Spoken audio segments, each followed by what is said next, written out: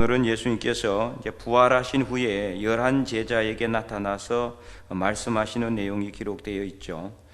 오늘 말씀의 핵심은 48절, 49절. 너희는 이 모든 일의 증인이다. 그러니까 부활의 증인이 되어야 된다. 이것을 말씀하고 있고요. 이 말은 뭐 하라는 소리입니까? 전도하라는 소리죠. 한마디로 말하면은. 그래서 우리가 이제 44절부터 이제 쭉 살펴본다면은 또 이르시되 내가 너희와 함께 있을 때에 너희에게 말한 바, 예수님께서 계속해서 제자들에게 말씀하시는 거예요. 이제 구약의 선지자들, 그리고 모세의 글, 그리고 시편에 예수님을 에 대해서 말씀하신 모든 내용. 그러니까 우리가 이 모세의 그 율법, 이게 이제 쉽게 말하면은 모세가 뭐라고 그랬어요? 이 불뱀을 이제 이 불뱀으로 인해서 백성들이 엄청난 재앙을 당해서 다 죽어갈 때 하나님께서 놋뱀을 만들어 높이 달라 그랬잖아요. 그래서 놋뱀을 높이 들고 이것을 보는 자마다 다 살아날 것이다. 그 놋뱀은 무엇을 의미한다고요? 예수님의 십자가의 죽음. 이게 그냥 이루어진 게 아니라 예수님께서 인용하신 말씀이에요. 예수님이 자신에 대해서 이렇게 이야기된 거다. 그리고 또 나무에 달린 자마다 뭘 받았다? 저주를 받았다. 이것은 이제 이 큰 죄, 이제 엄청난 흉악범을 이렇게 들을 갖다가 죽고 나서예요. 십자가에 맨 처음부터 죽이는 게 아니라 죽이고 나서 십자가에 이렇게 십자가가 아니고 나무에 높이 매달았어요. 그러니까 이런 죄를 지으면 저렇게 된다. 이것은 이제 본보기로 보여주기 위해서. 그래서 그 말씀을 통해서 나무에 달린 자마다 저주를 받았다. 이 말씀이 그대로 예수님께서 저주를 받은 거죠. 누구로부터요? 하나님으로부터. 뭐 때문에? 우리의 죄 때문에. 이 말씀, 그리고 시편 말씀도 우리가 시편에 예수님의 그 순환에 대해서 계속해서 기록해 놓은 다윗의 시편이 있잖아요. 예, 그 다윗의 시편에 정확하게 예수님이 어떻게 고난 받을 것인가, 예수님이 이 옷을 이게 자기 옷을 예수님의 옷이 제비 뽑기를 당하고 또 침뱉음을 당하시고 이런 모든 내용들, 이것들이 다 이미 이 선지자의 글이라든지 시편이라든지 모세의 글에 다 예언되어 있다는 것을 예수님께서 지금 이야기하고 있는 거죠. 그래서 예수님께서 십자가에 못 박혀 돌아가신 것이 그냥 우연히 일어난 것이 아니라 하나님께서 이미 예언하시고 예정하시고 그 하나님께서 모든 것을 섭리하셔서 계획해 놓으신 대로 쭉 그대로 이루어진 것이다. 이것을 말씀하고 있는 거예요. 그래서 44절에 나를 가리켜 기록된 모든 것이 이루어져야 하리라 한 말이 이것이라. 지금까지 다 이렇게 되어 왔다 있는 거죠. 하나도 틀림없이 이 성경 말씀대로 지금까지 이루어졌다는 것을 예수님 자신이 말씀하고 있어요. 그리고 이제 45절에 이에 그들의 마음을 열어 성경을 깨닫게 하시고, 46절에 이제 성경을 깨닫게 하셔서 그래서 이제 제자들이 깨닫는 거예요. 구약에 이렇게 기록된 말씀이 예수님에 대한 말씀이 맞구나. 예수님에 대해서 예언한 말씀이 그대로 이루어졌구나. 이것을 이제 깨닫게 해서 뭘 하게 하시려 하는 거예요? 그 다음에 말씀에 뭐라고 되어 있어요? 46절에 또 이르시되 이같이 그리스도가 고난을 받고 제3일에 죽은 자 가운데 살아날 것과 또 그의 이름으로 제3을 받게 하는 회개가 예루살렘에서 시작하여 모든 족속에게 전파될 것이 기록되었으니. 구약 성경에 다 나와 있습니다. 제가 일일이 다 대조해서 이렇게 이야기할 수는 없고 이 시간에 그걸 하려고 그러면 밤새야 되기 때문에 다 기록되어 있어요. 그렇기 때문에 모든 족속으로 제자를 삼아 아버지와 아들과 성령의 이름으로 세례를 베풀고 내가 너에게 가르쳐 준 것을 모든 사람들에게 다 가르쳐서 그들을 하여금 제자가 되게 해라. 이것이 어디에 기록되어 있어요? 또 마태복음 28장에 예수님께서 부활하시고 성천하시기 전에 그들에게 내린 명령이잖아요. 그래서 예수님께서는 계속해서 이것을 말씀하고 있는 거예요. 제3을 받게 하는 회개가 예루살렘에서부터 모든 족속에게 전파되려고 하려면은 뭐가 이루어져야 돼요? 전도하는 사람이 있어야 되는 거예요. 전파를 전할 사람이 있어야 누구든지 우리가 지금 죄를 짓고 있구나, 우리가 회개해야 되는구나. 회개해야 우리가 구원받는구나. 이것을 알게 되는 거죠. 그래서 48절에 너희는 이 모든 일의 증인이다. 지금 제자들은 예수님이 이 땅에 오셨을 때부터, 그리고 그들과 함께 사역했고 3년 동안, 그 다음 예수님이 고난받으셨고, 성경 말씀에 기록된 대로 고난받으셨고, 성경 말씀에 기록된 대로 십자가에 못 박혀 죽으셨고, 성경 말씀에 기록된 대로 3일 만에 부활하셨고, 그래서 부활하신 후에 이젠 제자들과 함께 있으면서 이 모든 것이 다 제자들은 예수님의 부활의 증인이라는 거죠. 이 정인은 어떤 삶을 살아야 돼요? 정인의 삶을 살아야 돼요. 그렇잖아요? 법정에서 정인으로 불려 나와가지고 정언을 하지 않으면은 그 사람이 정인입니까? 정인이 아니죠. 근데 오늘 우리는 세상 법정에 불려 나온 거라 마찬가지예요. 지금 세상 법정에 우리는 서 있어요. 사탄 마귀는 우리 반대편에 서서 우리를 방해하고 있고, 안 믿는 사람들의 입을 막고 그들의 가슴을 닫고 그들의 마음을 꽉 누르고 있어요. 열지 못하도록. 오늘 우리는 뭐 해야 돼요?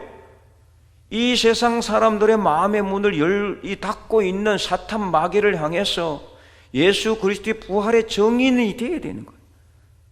그 사탄 마귀가 아무리 힘이 있고 능력이 있어도요, 우리가 예수님의 이름을 전거하면은 다 떠나가게 되어 있습니다.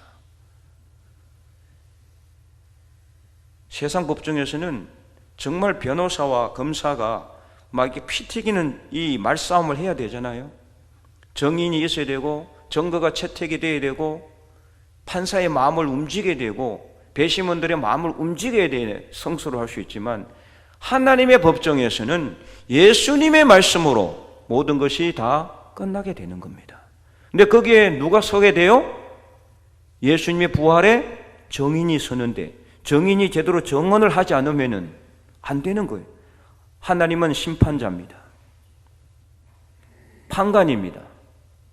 그 심판자는 하나님께서는 얼마든지 하나님 마음대로 심판할 수 있지만은 정인의 정언이 없으면은 절대로 심판하지 않는 거예요. 오늘 우리는 이 세상 법정에서 하나님의 예수 그리스도의 부활의 증인이 되어야 되는데, 정언대에 서가지고 아무 말도 하지 않고 입 딱 닫고 있으면은 어떻게 하겠다? 그럼 이기지 못하는 거죠. 그러면은 세상 그 믿지 않는 사람들의 그 마음의 문을 닫고 있는 사탄 마귀의 승리입니다. 그래서 오늘 우리가 이 말씀을 깊이 생각해야 돼요. 너희는 이 모든 일의 정인이다. 정인된 삶, 우리가 오늘 살아가고 있는가? 그런데 오늘 중요한 말씀이 있지요. 자, 이제 이 정인이라고 했는데, 그건 정인도 담대하게 법정에 서서, 여러분 정언해 보신 분 있으세요? 법정에 서 가지고 정언하는 것도 참 쉽지 않을 것 같아요. 나도 뭐 정언은 한 번도 안 해봤지만, 그 법정에 들어가는 것 자체가 사실 두렵고 떨리는 일이잖아요. 하기 싫잖아요, 그죠? 누가 내 위 정언 좀 해달라 그러면 여러분 하겠어요? 아마 안 한다고 할 것 같아요, 다들. 특별히 뭐 진짜 내가 꼭 해야 될 사람 아니라면은 두렵고 떨리는 수밖에 없어요. 사탄 마귀는 우리보다 더 힘이 셉니다. 우리보다 더 잘 알고 있어요. 우리보다 더 영적인 존재입니다. 더 능력이 있어요. 사람들의 마음을 막 좌지우지해요. 근데 그 사탄 마귀와 대적해서 이기기 위해서는 우리도 뭔가 가지고 있어야 돼요. 뭔가 무기가 있어야 되는 거죠. 그게 뭡니까? 49절 말씀을 우리 큰 목소리로 한번 읽어보도록 할까요? 시작. 볼지어다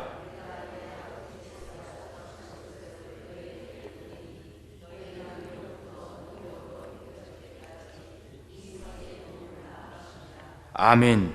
당장 정언하라 하지 않았어요. 당장 하라 하지 않았어요. 언제까지? 위로부터 능력으로 입혀질 때까지. 위로부터 능력으로. 어떤 것이요? 내 아버지께서 약속하신 것을 너희에게 보내리니. 이게 뭐라고요? 성령 충만함이에요. 성령 충만함. 지난주에도 말씀을 드렸죠. 성령 충만함은 예수님께서 보혜사를 보낸다. 오늘도 그러죠. 내 아버지께서 약속하신 것을 너에게 보내리니, 이게 보낸다고 하니까 무슨 성령께서 무슨 하나님이나 그리스도 예수님의 밑에 일하는 어떤 부하나 이런 게 아니에요. 여기서 말하는 보낸다, 보혜사를 보낸다라는 뜻은 이미 계시는 성령이 계시지만 그 성령의 충만함을 덧입혀 준다라는 뜻을 표현한 것이다. 그래서 아버지께서 약속하신 것, 바로 성령의 충만함을 주겠다. 바로 그게 어떻게 이루어졌습니까? 사도행전 2장 1절에 성령 강림의 역사, 이게 약속하신 그대로, 예수님께서 약속하신 걸 그대로 이루어 주시는 거예요. 제자들이 함께 간절하게 같이 모여서 기도하는 그 시간, 하늘로부터 불 같은 것이 각 사람의 머리 위에 임하여서 다 방언을 말하는, 그래서 그때부터 그들은 성령의 충만함을 덧입게 됐다. 그래서 그때부터 뭐가 이루어졌어요? 전도하기 시작한 거예요. 이 말씀이 바로 그 뜻입니다. 그러니까 그냥 사탄 마귀와 가서 싸워서 이기든 지든 알아서 해, 이게 아니에요. 성령 충만함을 주겠다. 성령 충만함을 덧입혀 주겠다. 그때까지 기다리라. 한정없이 기다리는 것이 아니라 그때까지만. 그래서 오늘 우리는 성령의 충만함을 덧입어야 된다. 그냥 우리 힘으로 세상 사람들에게 가서 예수님 믿으라고 했다가는, 물론 그때 성령께서 분명히 우리에게 임하시면은 감사하지만, 그러지 않고 내 힘과 능력으로 뭔가 하려고 하면은 백전백패할 수밖에 없어요. 믿을 것 같은 사람도요, 생하면서 그냥 콧방귀 뀌고 거절할 수 있습니다. 그래서 우리는 성령 충만함으로 무장해야 된다. 에베소서 6장에 이 세상에 사탄 마귀와 대적하여 이기기 위해서는 뭐를 하라 그랬어요? 하나님의 전신 갑주를 입어라 그랬잖아요. 하나님의 전신 갑주, 성령의 검을 가지라 그랬잖아요. 성령 충만함을 의미하는 것이고, 성령의 검은 하나님의 말씀이지만 우리가 하나님의 말씀을 읽고 하나님의 말씀을 쓰고 묵상함으로써 뭐가 임하는 겁니까? 성령의 충만함이 임하게 되잖아요. 그래서 성령의 검이라고 그러는 겁니다. 성령의 검, 말씀이고 성령의 검이고, 우리가 말씀을 읽으면 성령께서 임하시는 것이고, 그때 우리가 복음을 전할 때 성령의 검이 우리 앞에 나가는 겁니다. 사탄 마귀 두려워서 돌며 도망갈 수밖에 없어요. 그래서 우리가 간절하게 기도하는 이유는 뭐냐? 성령의 충만함을 덧입기 위해서요. 오늘 우리가 이 시간에도 우리가 함께 간절히 기도할 때 성령께서 역사하여 주실 줄 믿으시기 바랍니다. 그래서 여러분, 우리가 집에서도 여러분 간절하게 기도하면 좋지만, 그러나 이렇게 교회에서 성전에서 함께 모여 기도하는 것을 여러분 사모해야 돼요. 그리고 같이 모여줘야 돼요. 혼자서 기도하는 것보다 두 사람보다 세 사람보다 여러 사람이 함께 모여 간절하게 기도할 때 거기서 성령의 충만함의 역사가 일어나게 된다.